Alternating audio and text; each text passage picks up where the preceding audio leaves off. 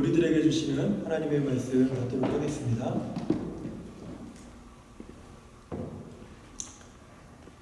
오늘 우리들에게 주신 하나님의 말씀 시편 122편 1절에서 9절까지 말씀입니다. 우리 다 같이 한 목소리로 읽도록 하겠습니다. 시작.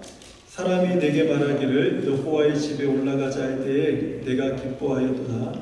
예루살렘아 우리 발이 네 성문 안에 섰도다. 예루살렘아 너는 잘 짜여진 성읍과 같이 건설되었도다. 지파들 곧 여호와의 지파들이 여호와의 이름에 감사하려고 이스라엘의 전례대로 그리로 올라가는도다. 거기에 심판의 보좌를 두셨으니 곧 다윗의 집의 보좌도다. 예루살렘을 위하여 평안을 구하라. 예루살렘을 사랑하는 자는 형통하리로다. 내 성 안에는 평안이 있고 내 궁중에는 형통함이 있을지어다. 내가 내 형제와 친구를 위하여 이제 말하리니 네 가운데에 평안이 있을지어다. 여호와 우리 하나님의 집을 위하여 내가 너를 위하여 복을 구하리로다. 아멘. 네가 4시에 온다면 나는 3시부터 행복할 거야. 혹시 들어보신 분 계십니까? 이 말을? 네가 4시에 온다면 나는 3시부터 행복할 거야. 그 생텍 캐리가 쓴 그 어린 왕자에 있는 한 대목입니다. 저는 이 말이요, 예배를 기다리는 이 예배자의 태도에 대한 어떤 신학자들의 주석보다도 예배자의 마음을 참 잘 설명했다고 저는 생각이 듭니다. 우리 성도님들은 오늘 예배를 기다리면서 몇 시부터 행복하셨습니까? 몇 시부터 행복하셨습니까? 제가 요즘 이 예배에 대한 말씀을 전하면서 주일에 30분이나 1시간 정도 우리 찬양팀 세팅하기 전에 와서 기도하면서 홀로 예배하는 시간을 갖는데 얼마나 기쁘고 얼마나 은혜가 충만한지 몰라요. 우리 성도님들은 오늘 예배 몇 시간 전부터 이렇게 행복하셨는지 모르겠습니다. 그 예배는 하나님의 충만한 임재와 이 통치를 우리가 사모하고 또 기다리는 마음에서부터 시작이 됩니다. 예배에 대한 기다림이 우리 안에 없으면 우리가 바른 예배를 하나님 앞에 올려드리기가 어렵다는 거예요. 하지만 그 기다림, 예배에 대한 기다림은요, 하나님에 대한 열망으로 이어지고 하나님의 임재 또 하나님의 은혜를 사모하는 마음으로 연결되어져서 그 순간에 예배하는 바로 그 순간에 하나님의 은혜가 우리 가운데 충만하게 임하게 된다는 것입니다. 시편 120편과 121편은요, 이 어린 왕자가 얘기한 3시부터 4시 전까지의 내용으로 우리가 생각해 볼 수가 있습니다. 메섹과 게달에서 이 시인은요, 비록 평안을 원했죠. 평안을 원했지만 평안 대신에 다툼과 시비가 가득했고 전쟁터와 같은 삶의 터전에서 이제 예루살렘 성전을 향해 갔던 이 순례자의 길은요, 비록 길은 험했고 때론 위험도 있었고 아무도 그의 길의 안전을 보장해 주진 않았지만 3시부터 행복할 거야 라고 말한 이 어린 왕자처럼 이 예배자는요, 그 긴 여정 속에서 큰 기쁨과 설레이는 마음으로 성전을 향해 순례의 길을 떠날 수 있었던 것입니다. 이제 오늘 시편 122편은요, 예배자가 순례의 길을 끝내고 드디어 예루살렘 성전 입구에 막 도착한 그 순간의 심정을 노래하고 있는 것이 오늘 시편 122편의 말씀이에요. 이제 4시가 된 거죠. 어린 왕자가 얘기한 그 4시가 된 거예요. 기쁨으로 막 벅차오르는 이 예배자는요, 이제 1절에서 이런 고백을 합니다. 사람이 내게 말하기를 여호와의 집에 올라가자 할 때에, 사람이 내게 말하기를 여호와의 집에 올라가자 할 때에 내가 기뻐하였도다. 내가 기뻐하였도다. 이 한 주간에 보통 절기가 한 주간 정도 이렇게 보내게 되거든요. 그래서 그 한 주간의 그 예배를 위해서 그 멀고 험한 길을 마다하지 않고 왔잖아요. 낮에 뜨거운 태양을 견디었고요, 밤에 추위를 이기고 광야와 산들의 그 위험을 감수하면서까지 이 성전에 온 거 아닙니까? 그리고 이제 드디어 도착했어요. 순례의 길을 떠날 때는요, 비록 홀로 자기 혼자 예루살렘 성전을 향해서 이 순례자가 길을 떠났지만은 예루살렘에 딱 도착해 보니까 이미 다른 타지에서 각처에서 몰려온 예배자들과 이제 한 몸이 되어서 예루살렘 성전을 향해서 올라가고 있는 자신을 바라보는 것입니다.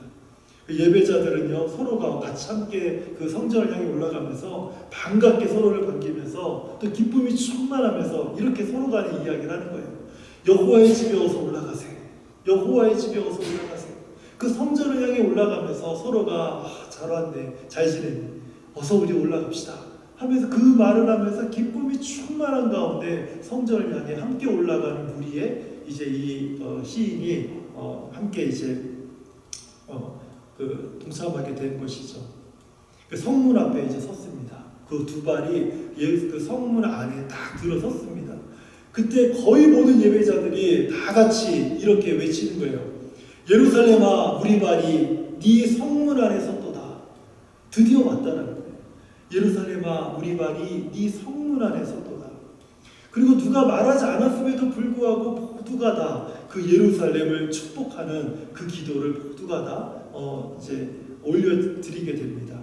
이 예배자들이 이 기도했던 축복은요, 그 예루살렘, 그 성전이 있는 예루살렘을 축복하는 기도였지만은 실제로 보면 그들이 축복했기 때문에 예루살렘이 복을 받는 것이 아니라 원래 그 성전에 계신 하나님께서 예배하는 모든 자들에게 주시는 복들이었어요. 이 그 예배자들이 축복했던 기도의 내용이 원래 하나님이 예배자들에게 주는 복들이었다라는 거예요. 그런데 그들이 그 예루살렘을 축복했던 이유는요, 예배를 사모하고 여호와의 성전을 사랑하는 그 모든 예배자들이 자기들이 축복하는 그 기도의 모든 축복을요, 더 충만하게 받기를 원하는 그 갈망을 따라서 그것을 축복한 거예요. 이 축복의 기도는요, 크게 한 세 가지로 구분을 할 수가 있습니다. 첫 번째는요, 예배자들의 아름다운 연합이에요. 예배하는 자들에게 하나님이 주시는 첫 번째 축복은요, 아름다운 연합입니다. 3절을 보면요, 예루살렘아, 너는 잘 짜여진 성읍과 같이 건설되었도다. 이 122편에서 시인은요, 예루살렘이라는 말을 4번을 사용했고, 그리고 이와 같은 의미로 여호와의 집, 하나님의 집, 내 성, 내 궁전이라는 말까지 합치면요, 무려 8번이나 이 말을 사용합니다. 그런데 이 말을 사용할 때 예루살렘을 눈에 보이는 물리적인 한 성으로 인식해서 말하고 있는 것이 아니라 마치 사람에게 말하듯이, 친구에게 말하듯이 예루살렘아라고 이렇게 부르고 있다는 거예요. 우리가 잘 알듯이 사람이 아닌 것을 사람처럼 부르는 것을 의인화한다고 하지 않습니까? 그 3절에서 예루살렘아라고 말하고 있는 이것은 너는 잘 짜여진 성읍과 같이 건설되었도다 라고 이렇게 말하고 있는 것은요, 예루살렘의 성의 형태가 어떻게 되어 있는지를 표현하기보다는 하나님을 예배하기 위해서 모인 모든 지파가 아름다운 연합을, 잘 짜여진 성읍처럼 아름다운 연합을 이루고 있는 것을 이야기하고 있는 것입니다. 교회론으로 잘 알려져 있는 에베소서의 말씀이 있어요. 에베소서의 4장 16절 말씀을 한번 들어보세요. 그에게 온몸이 각 마디를 통하여 도움을 받음으로 연결되고 결합되어 각 지체의 분량대로 역사하여 그 몸을 자라게 하며 사랑 안에서 스스로 세우느니라. 마치 에베소서에서 말씀하신 이 사랑 안에서 연합되어져 가는 교회 공동체의 모습과 아주 흡사한 그 표현을 지금 시편 122편에서 이 시인이 노래하고 있다는 거예요. 하나님께서 예배를 통해서 주시는 놀라운 축복 중에 하나가 무엇인가 하면 예수 그리스도의 사랑으로 상한 마음을 회복되는 것입니다. 깨어진 마음이 치유되는 것이고, 때로는 인생을 포기한 사람이 예배 안에 들어왔을 때 그 인생을 포기했던 마음에 다시 소망이 일어나게 되고, 가정이 깨어진 곳이 있다면 그 깨어진 가정이 다시 회복되어지고 연합되어지고, 서로 불편한 마음들이 있다면 그 불편한 마음들이 눈 녹듯이 녹아내리고 그리스도 예수 안에서 정말 하나님이 주신 놀라운 아름다운 연합이 이 예배 안에서 이루어진다는 거예요. 이것이 예배를 통해 부어주시는 하나님의 놀라운 축복입니다. 이러한 복이요, 저는 우리 사랑하는 성도님들 각 가정과 우리 예배에 참여하는 우리 모두 가운데 정말 가득 부어지기를 축복합니다. 두 번째는요, 하나님께서 예배하는 자들에게 주시는 두 번째 축복은 평안입니다. 6절과 7절, 8절에 보면은 평안이라는 말이 강조되고 있어요. 6절 초반부에 보면 예루살렘을 위하여 평안을 구하라. 7절에 보면 네 성 안에는 평안이 있고 8절에 보면 내가 내 형제와 친구를 위하여 이제 말하리니 네 가운데 평안이 있을지어다. 예배자는요 순례의 길을 떠나기 전에 메섹과 게달에 머물렀다고 하지 않았습니까? 이 도시들은 돈이 우상이 되는 도시였습니다. 화평을 말하면 전쟁으로 대답하는 도시가 바로 이런 도시들이었어요. 사건과 사고가 끝이 없는 도시였죠. 언제 무슨 일이 일어날지 예측할 수 없고 그리고 불안한 마음이 가득한 도시였습니다. 이런 도시에 사는 사람들의 마음은요 어떤 마음을 갖고 살겠어요? 이 사람들은요 한편으로는 울분이 있어요. 막 분노가 있어요. 또 한편으로는 두려움과 불안함을 갖고 사는 것이죠. 제가 2011년 12월에 캐나다에 와서 이제 9년째 지금 캐나다에서 살고 있습니다. 지금은 이제 이쪽 서부 쪽 그 캘거리에 와 있지만은 한 8년 동안은 제가 동부 토론토 지역 쪽에서 제가 머물러 있었죠. 코로나 시기 이전에는요, 제가 토론토 쪽에서 총기 사고에 대한 뉴스를요, 한 8년 동안 한 번인가 두 번 들었나 그래요. 근데 최근에는요, 토론토에서 일주일에 한 번은 총기 사고가 나는 것 같아요. 그 뉴스를 보면은 그런 소식이 계속 들려요. 저는 코로나 이전에는 이 캐나다 사람들은 총기를 소지하지 않는 줄 알았어요. 아, 여기 미국하고 정말 많이 다르구나. 그런 생각이 들었습니다. 그런데 최근에 이 총기 사고의 소식을 자주 접하면서 야, 이제 이 토론토도 마치 미국처럼 변해가는 거 아닌가 하는 생각이 들었습니다. 이런 생각을 하고 있던 중에 이제 온타리오 그 런던이라는 그 도시에서 목회하고 계시는 제가 잘 아는 이제 친구 목사님에게서 전화가 왔어요. 그래서 그 목사님과 이제 이런 이야기를 이제 나누게 되었는데 그 목사님도 자기도 요즘 깜짝깜짝 놀란다라는 거예요. 이렇게 많은 총기 사고 소식이 일어나는 것을 자기도 본 적이 없다라는 것이죠. 그러면서 저희가 같이 대화를 하면서 내린 결론이 있었는데 뭐 저희 나름대로의 결론이니까 그냥 믿으셔도 안 믿으셔도 상관없습니다. 그냥 저희 개인적인 의견이니까요. 저와 그 목사님의 똑같은 결론이 무엇이었냐면 이 코로나 시기에 사람들의 스트레스가 너무 많은 것 같다. 이 스트레스가 너무 많으니까 이것을 어떻게 분출하지 못해서 결국엔 이런 사고로 이어지는 것이 아닌가 하는 그런 생각을 갖게 되었습니다. 우리가 잘 알듯이 사회가 불안해지면 막 시위가 일어나요.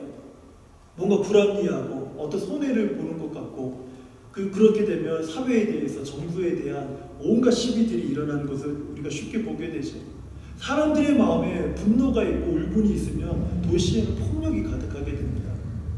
이런 세상에서 살고 있는 예배자들, 그게 바로 우리들이에요.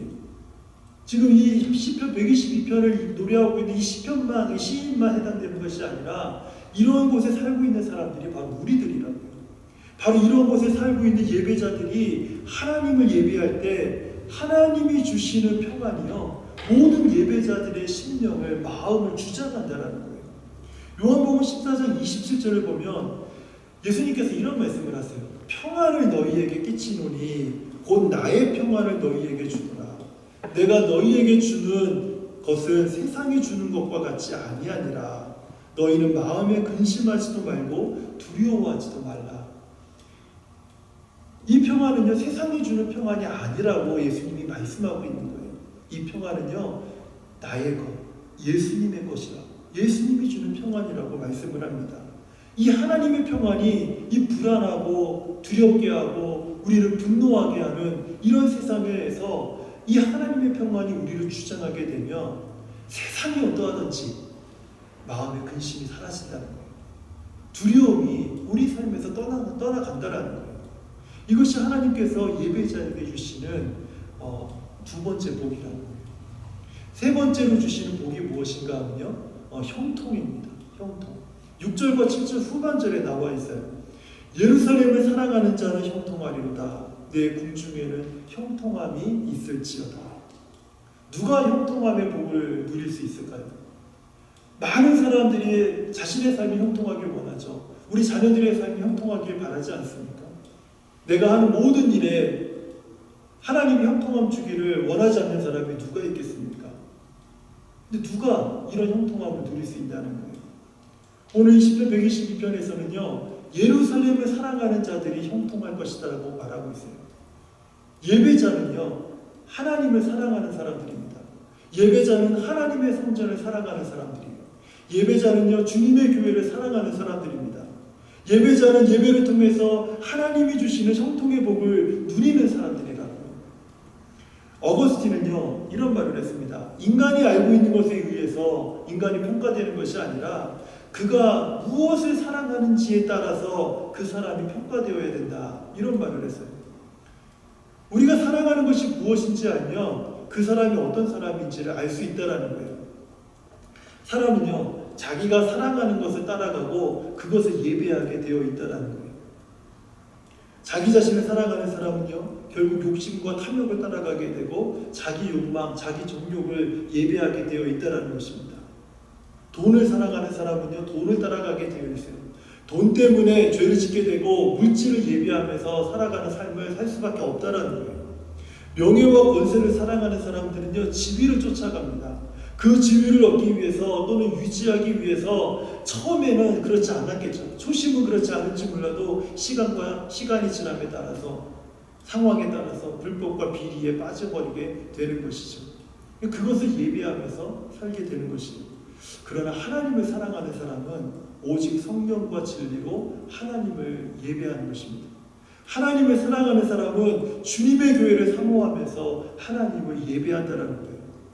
우리가 이렇게 주일에 모여서 예배를 드리는 이곳은요, 분명하게 엄밀하게 말씀드리고 또 말씀을 드리면 성전이 아닙니다. 많은 분들이 이곳을 성전이라고 얘기하시는 분들이 있는데 이곳을 우리는 성전이라고 부르지 않고 교회라고 하죠. 그리고 더 정확하게 얘기하면 예배당입니다. 이곳은 하나님께서 거룩하게 구별하신 예루살렘 성전과 같은 곳이 아니에요. 이곳은 마치 이스라엘 백성들이 모여서 말씀을 배우고 디아스포라 유대인들이 해외에서 성전을 찾지 못할 때 모여서 예배를 드렸던 회당과 같은 그런 개념입니다. 근데 성전이 의미하는 바가 무엇입니까? 성전이 의미하는 바는요, 하나님이 직접 거기 계신 거예요. 성경에서 말하는 성전은 하나님이 계신 곳이에요. 그래서 여호와의 전, 여호와의 집이라고 말하는 것이죠. 예수님께서 우리 죄를 위하여 죽으시고 부활하신 후에 우리에게 보혜사 성령 하나님을 우리에게 보내주셨습니다.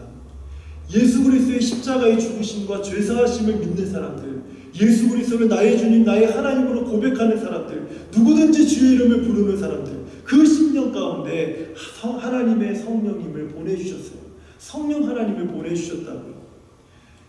그래서 고린도전서 3장 16절에 뭐라고 말씀하시냐면, 너희가, 예수를 믿는 너희가 하나님의 성전인 것과 하나님의 성령이 너희 안에 거하시는 것을 알지 못하느냐. 성령 하나님이 우리 안에 계셔서 이제 성도된 우리가 하나님이 계신 성전이라고 성경이 이제 말씀하고 있는 거예요.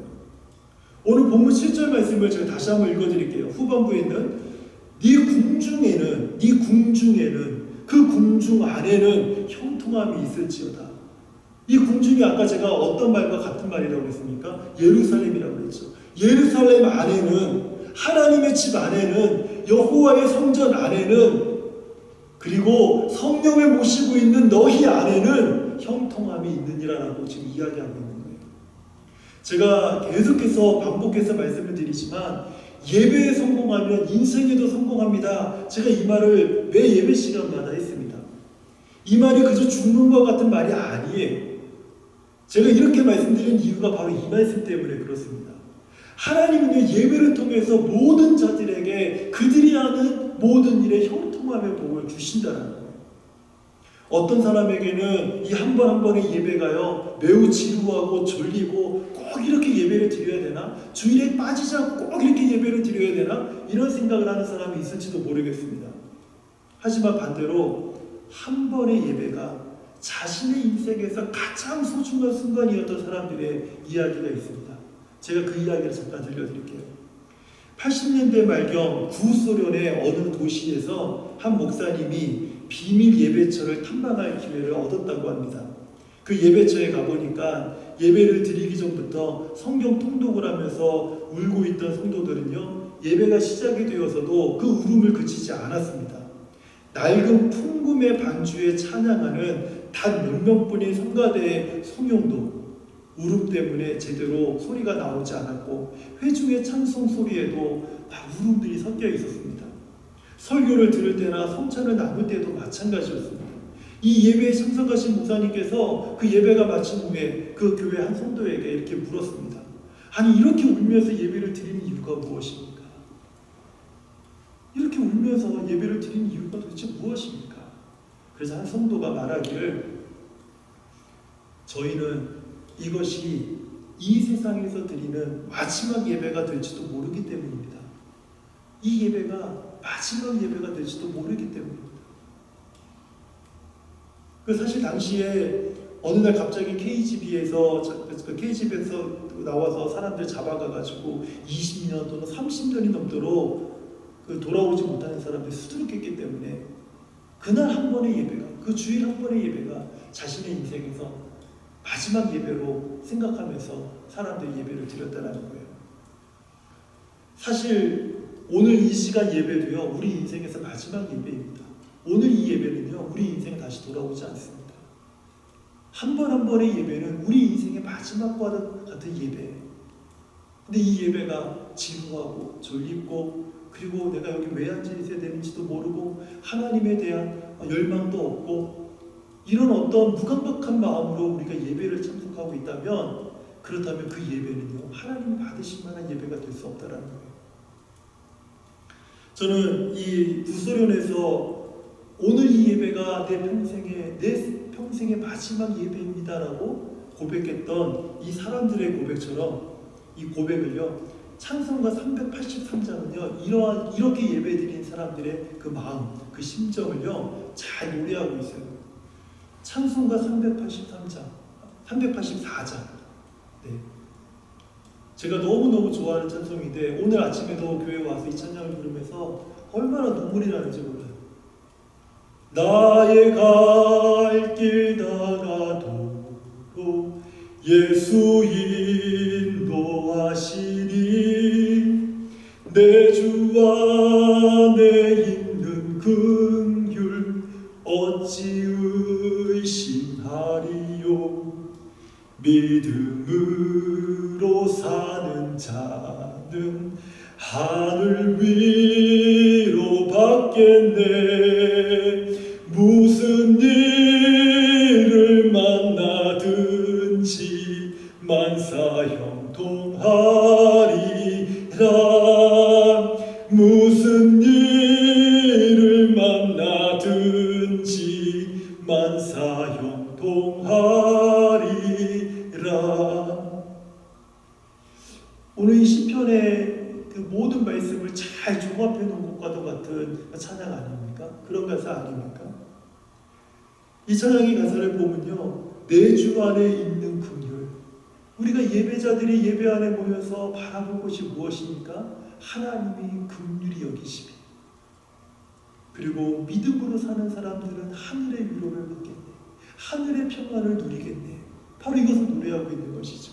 무슨 일을 만나든지 만사가 모든 일에 형통함이 있을 것입니다. 이것을 노래하는 것이 바로 이 찬양의 가사이죠. 예배란 무엇인가 하면 하나님과 그 주님의 교회를 사랑하는 사람들이요, 거룩한 하나님의 임재와 통치 가운데서 성령과 진리의 말씀을 따라 하나님께 영광을 돌리는 것입니다. 그러면 하나님께서 예배자들에게 아무리 오늘 예배를 드린 사람들의 심령이 아무리 깨어졌고 아무리 상했다 할지라도 그 깨어진 마음, 그 상한 마음을 치유하시고 회복시켜 주시고 아름다운 연합을 이루게 하시는 거예요. 세상의 삶이 아무리 우리를 불안하게 만들고 염려와 근심으로 신음하게 만들고 두려움으로 우리를 몰아가게 한다 할지라도 세상이 알지 못하는, 세상이 감당하지 못하는 평안을 이 예배자들에게 이 예배 안에서 하나님이 평안을 부어주시는 거예요. 하나님은요, 오늘 예배를 드린 모든 예배자들이 하는 모든 일에 그 안에서 형통함을 하나님이 주신다는 거예요. 저는 이제 이 5절의 말씀을 좀 읽고요, 오늘 말씀을 맺으려고 해요. 오늘 110편 120편 5절을 보면 거기에 심판의 보좌를 두셨으니 곧 다윗의 집의 보좌로다. 하나님께서 예배자들에게 주시는 이 모든 복은요, 그냥 주시는 것이 아니라 하나님의 선하신 통치 아래 주어진다라는 것입니다. 심판의 보좌. 이것을 히브리어로 번역하면 판단의 보좌로 이렇게 우리가 해석도 할 수가 있습니다. 그 다윗의 집의 보좌라는 거예요. 다윗 왕은요, 이스라엘의 하나님의 통치를 상징하는 대표적인 왕입니다. 하나님의 성전이 있는 바로 옆에 다윗의 궁전이 있어요. 그것이 무엇을 상징하는 것입니까? 모든 예배가 왕의 통치 아래서 이루어진다는 거예요. 하나님의 선하신 통치 아래서 깨어진 것들이 온전히 연합되어지고 불안한 마음에 평안이 주장되어지고 하는 모든 일에 그 선한 통치 아래서 형통함이 주어진다는 거예요. 하나님의 선하시고 완전하신 통치 아래는요, 예배자들이만이 누릴 수 있는 축복이, 복된 삶이 놓여져 있다는 거예요. 비록 우리가 온라인으로 비대면 예배를 이렇게 드리고 있지만 저는 하나님의 선하신 통치가 우리 성도들 각 가정 위에 있다고 저는 믿습니다. 그리고 우리가 예배를 사모하는 이 예배자의 마음으로 예배에 참여한다면 각 심령이 하나님의 임재로 충만할 것을 믿습니다. 저 이쪽 캐나다나 미국 쪽은 잘 모르겠습니다. 하지만 한국 쪽의 뉴스를 보면요, 한국 교회에서 그 대면 예배를 반드시 지켜야 된다, 비대면 예배는 어떻다 저렇다고 온갖 막 이렇게 그 논박이 많아요. 여러분, 예배에 있어서 가장 중요한 것은요, 서로 얼굴 보느냐 마느냐가 그것이 중요한 것이 아니에요. 대면에서 이렇게 모여서 예배 드리면 너무너무 좋죠. 하지만 그런 예배를 드린다 할지라도 거기에 하나님이 계시지 않는 예배가 너무 많다는 거예요. 여러분, 예배에 있어서 가장 중요한 것은 비대면이냐 대면이냐가 아니에요. 가장 중요한 본질은요, 오늘 우리 예배 가운데 내 심령 위에 하나님의 임재하심이 충만하냐 안 하냐, 그게 더 중요한 거예요. 우리 집에서 예배를 드리는데 예배 드리는 모든 환경을 예배에 집중하지 않고 밥을, 음식을 저는 안 봐서 모르고 그런 소리를 들어본 적은 없어요.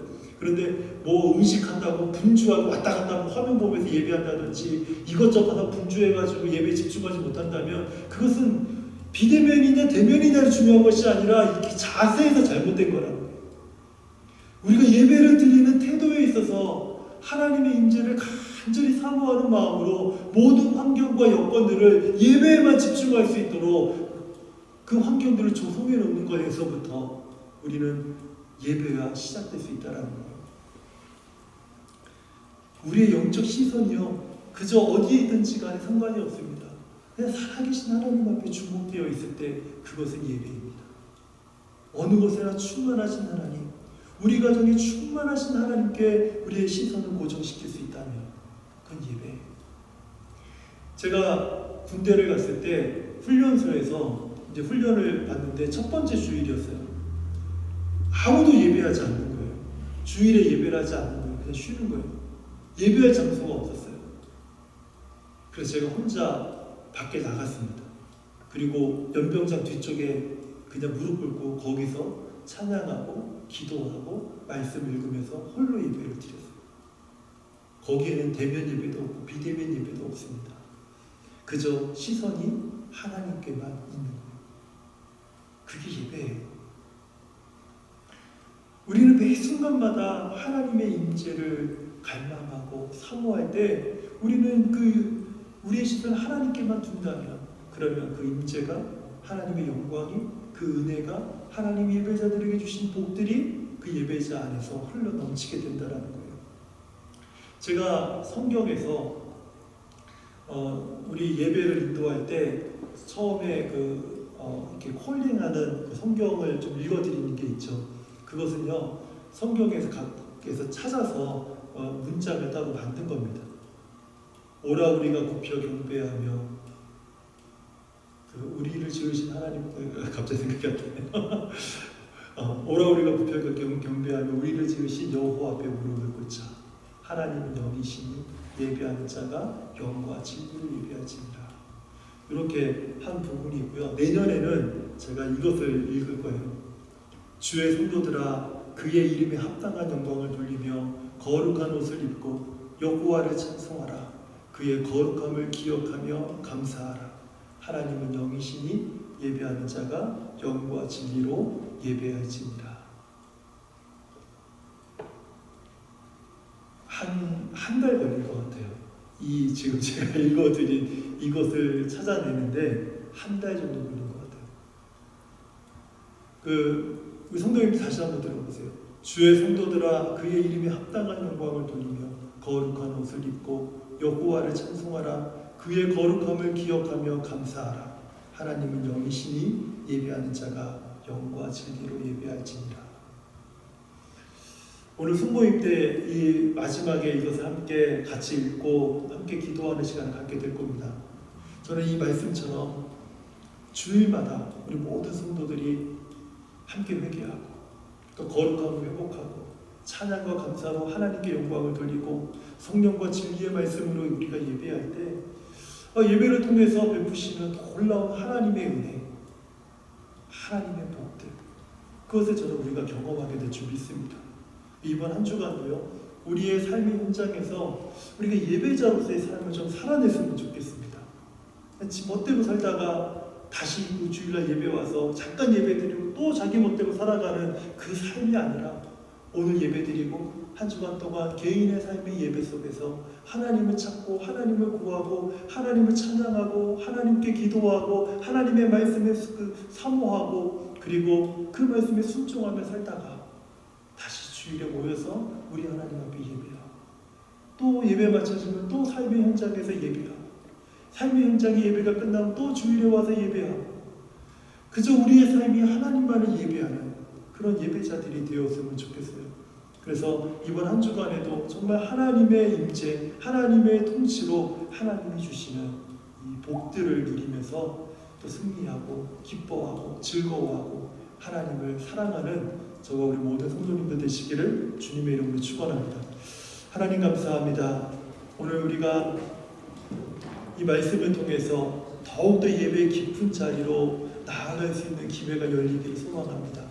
하나님, 우리가 알고 있었던 그 예배가 하나님 정말 하나님이 기쁘시게 할 만한 그런 예배라면 우리가 기꺼이 순종하게 하시고 혹시 우리가 예배에 대해서 조금이라도 잘못 알고 있는 것이 있었다면 하나님 우리의 마음을 돌이키게 하여 주시옵소서. 우리가 온전한 예배자로서의 삶을 살아갈 수 있도록 하나님 우리를 도와주시옵소서.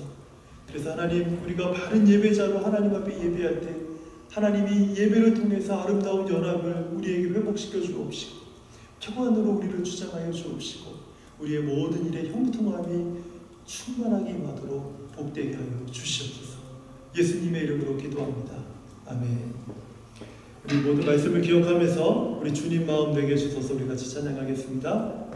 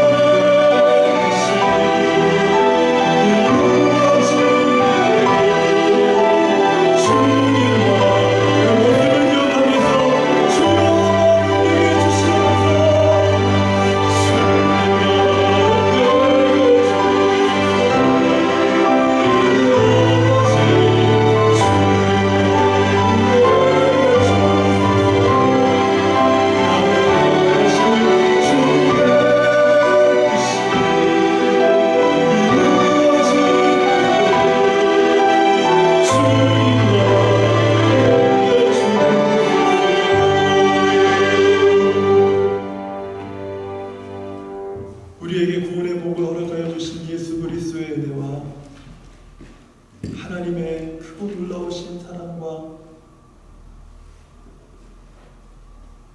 언제나 우리의 삶을 주장하시고 우리 가운데 역사하시는 성령의 가망 없는 위로와 교통하시니 하나님을 예배하면서 하나님께서 하나 되게 하신 연합과 주장하게 하신 평안과 하는 모든 일에 주신 형통함의 복을 정말 간절히 사모하며 기도하며 예배하는 우리 사랑하는 모든 자녀들 머리 위에와 우리 청년들의 삶 가운데, 그리고 우리 사랑하는 모든 성도들의 가정과 사업과 일터 가운데, 무엇보다 주님이 세우신 에베네셀 교회 가운데 이제로부터 영원토록 함께 계실지어다. 아멘.